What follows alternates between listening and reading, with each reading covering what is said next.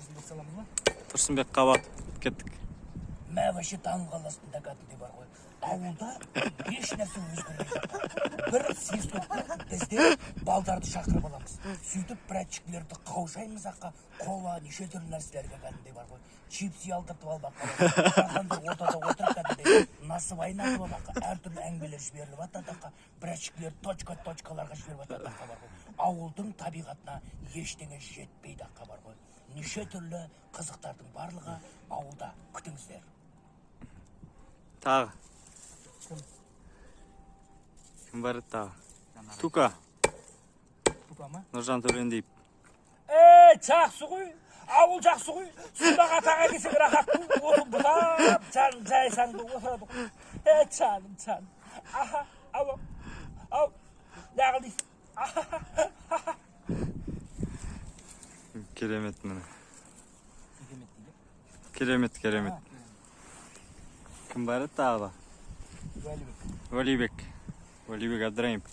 Солай болып қалады екен бұл ауылға келгенде екен.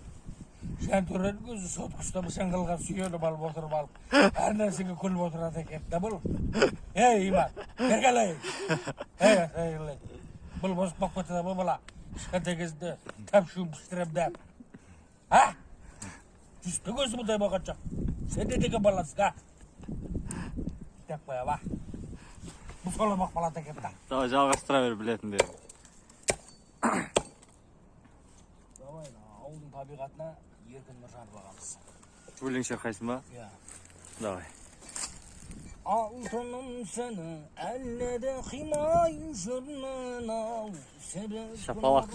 Шомылып жатқан бір мұңын-ау. Арылтып жатыр алдайғы қысқа қармыңнан. Сонда да болса ермей жатыр бір қырау.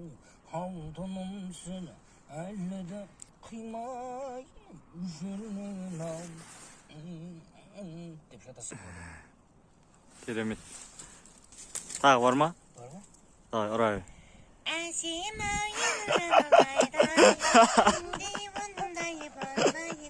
Шанар Айжанова.